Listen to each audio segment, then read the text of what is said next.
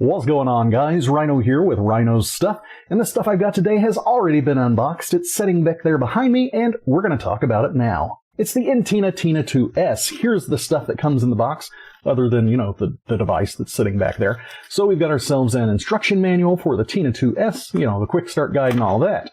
We've got ourselves a power brick, and yes, it is a power bricky thingy, and right here on the line, got ourselves a little power on and off. I like that.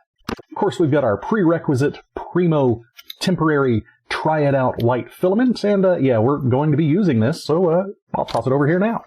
Next up, we've got our accessories pouch. So yeah, we've got extra nozzles, some needles here to clean it. We've got our micro SD card here where you can put everything, and there is a slot on the top of the unit to put that. And we've got our little adapters to connect this to a computer. Also comes with a glue stick and all the little tools you need to tighten everything up. Last thing out of the box was this USB-B to USB-A cable, so you can connect directly to the printer through USB. And here is the actual Tina2S. I have, like I said, looked at the Tina2 in the past, and I absolutely love that printer. So when I had the chance to look at the 2S, I thought I need to have one of these at work with me, and that's where this thing is going to go. It's going to go right on my desk at work. So front of the unit, pretty much nothing here. You can see there's the insides. I've still got the tape and stuff on there that I will have to remove in order to use it. On this side here, we've got ourselves an extruder. We've got ourselves a little latch to hold the rolls of filament. Notice it is a very small roll holder here. And that's because, it's meant to use the teeny tiny rolls. You can use bigger rolls because there are printables that you can find to attach a bigger normal size spool holder here on the Tina2.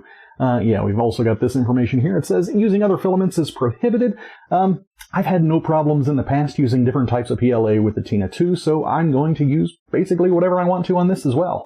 We got nothing here on the back of the unit. You can just kind of see the inside, and you can see the little bits of tape there that I've got to do some removal of. This side of the unit, we've got our USB to connect to the computer, and we've got our power outlet here to connect to the power. Duh! Right here on the top, we've got a couple of QR codes. We've got the app right here, we've got their support page right here, and we've got a little sticker here with just some friendly reminders of what you need to do to get your printer up and running. Got our little knob here to navigate through the file system and the settings and all that good stuff. SD card slot here, a screw hole right there, and our little screen. Nice. Alright, so I'm going to take a couple of minutes now to get this thing set up. I'm going to come back to you all with the software experience. We're going to slice up a couple of files, and then we're going to do our first prints. And then by the end of the week, I'm going to come back to you with, lots and lots of little prints, and I'll give you my final thoughts on the Entina Tina2S. And here we are in the WeBuilder software that comes bundled with the Tina2S. It's very, very basic software. It gets the job done. You can do what you need to do. So you can see here, I got a cat file. Let me just click that now. And you've got these little boxes down here. And that's how you resize it to fit on the build plate. And you can see it can actually do a fairly decent sized thing. Lots of scrolling with your mouse and stuff like that just to keep things in view. You got tilt and turn here, level it down, drop it to the board, all sorts of different things. It's a very, very basic program, but it is set up specifically to work with the Tina2 and the Tina2S and all the other variants thereof. So for that purpose, it works pretty well. I'm not really going to walk you through any of the features because you just saw all the features. You can move it around just like that. There he goes. He's moving. And resizing is as simple as moving those. So it's not as precise as other programs. Would I recommend using WeBuilder? Maybe for your first couple of prints. After that, switch to Cura or something else to get a little bit more flexibility and a little bit more control over how you're doing your prints. And another thing I'd recommend using is the app. It's actually pretty functional. Here I am in the app right now. You can actually do AI, 3D photo generation type things. So I'm going to try it out here with this little picture I use as an avatar on some sites. And let's see what it does. So 14 seconds and it gave me a lithograph. And honestly, that's pretty cool. I wouldn't mind using a lithograph. So you can't zoom in or anything like that. It does say adapting to devices. So let's select the Tina2 there. And you just click the file and it prints. And it prints wirelessly. That's the beauty of the Tina2S. So I'm actually pretty happy with that. I'm not sure what's going on there with the eyeballs. I probably would take this into a different editor and fix the eyes. But for a lithopane, that's pretty nice. I like it. You got AI modeling here. You can make pendants, 3D nameplates. Those are always fun, and they work out really well. I don't have one at my desk, but I have made one in the past. Let's see here. Gambit. I'm not sure what that means. Game piece. I don't know. different types of nameplates, yada, yada, yada. All sorts of stuff that you can customize here in the app. Really stinking cool. You got the community here where people have uploaded things, different products they have. The Academy on 3D Printer Basics gives you some videos and stuff on how to use the printers. Very useful, especially if you get like a clog or something and don't know what to do.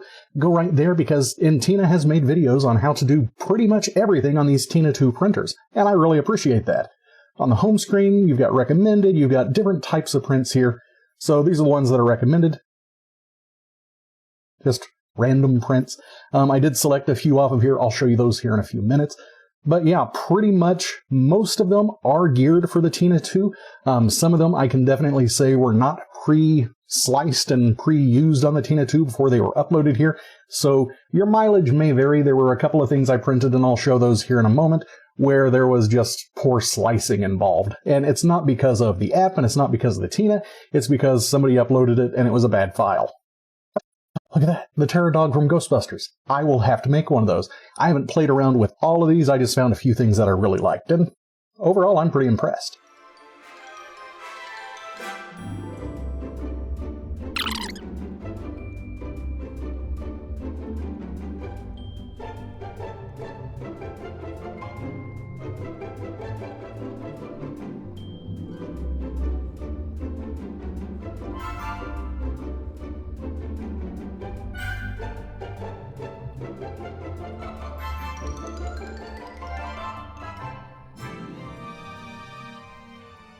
So here are just a few of the prints that I put together on my Tina.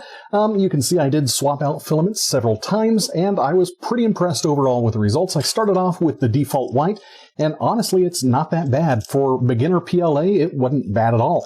You do see a few layer lines right here. That's because this was printed at the fastest setting. So this printer is not meant to put out immaculate pieces. It's meant to put out pieces for kids. And honestly, this came out really, really nice. I'm very impressed with this. This was one of the ones that I got off of the app, so I printed directly from my phone. And yeah, works really well. I like this one a lot. This right here was bundled on the SD card. You can see right off the build plate, it worked just fine. There was no stringing or anything like that. Layer on the top there, not bad at all.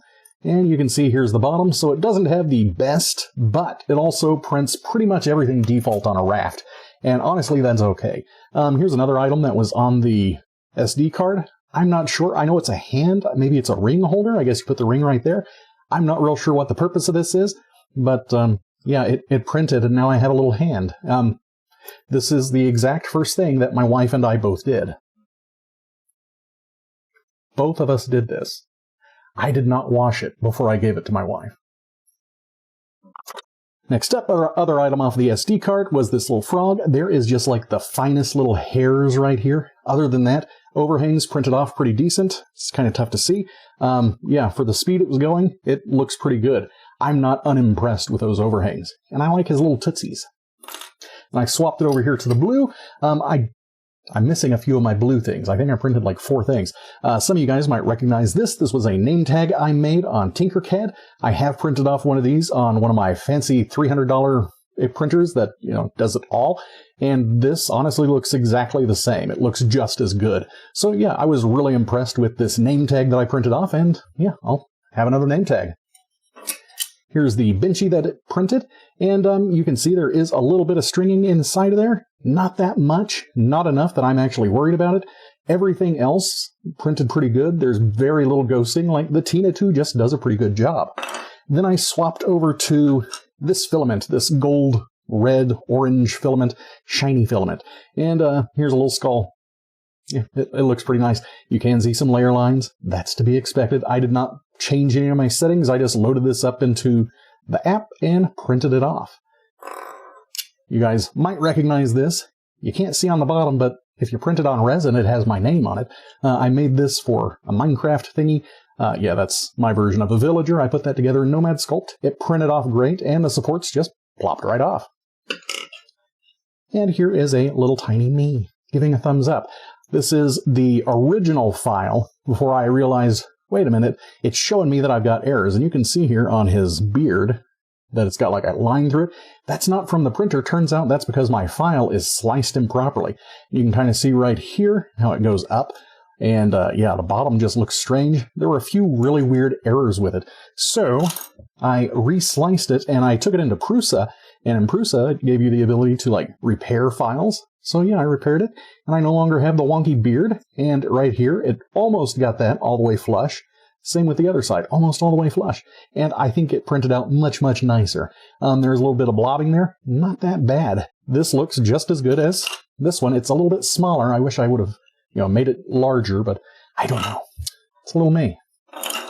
Then I printed off a different skull, and you can see here, I'll pop the video up in this corner right here. When I printed it off, it was one of those anatomical model skulls. So it had tons of supports, and it had the bottom jaw and everything. Turns out it was all supposed to be like mobile and moving. And yeah, I kind of printed it off all as one chunk and I kind of ruined it. I destroyed it.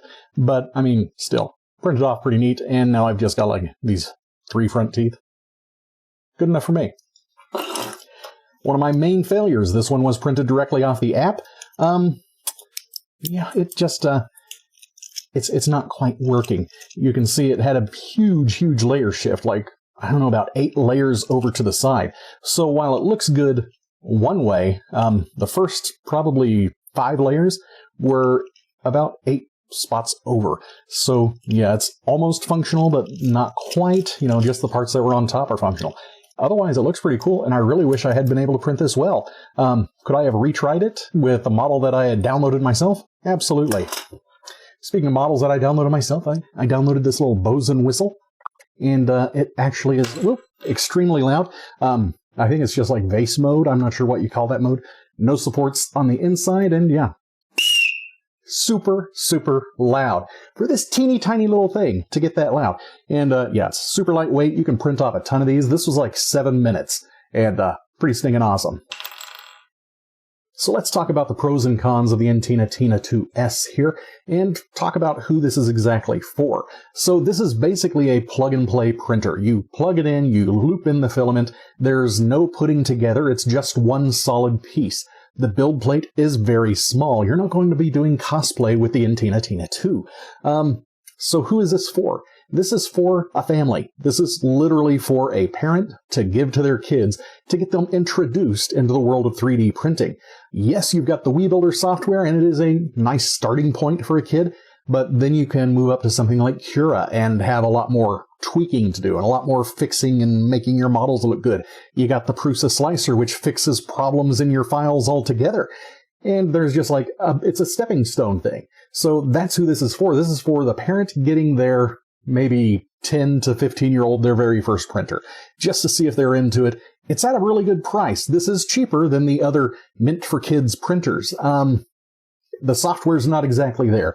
Like, they have amazingly wonderful, well-curated apps. Tina2 does not. It does have an app, and it does have some really awesome features that are very similar to things like the Toy Box or the I can't remember what it's called, the X system, X something or other, the Joy. It's very similar, but it's not as in-depth. It's not as you can put your own stuff together as theirs are. This is more, other people have uploaded these files, find something you like, and click print.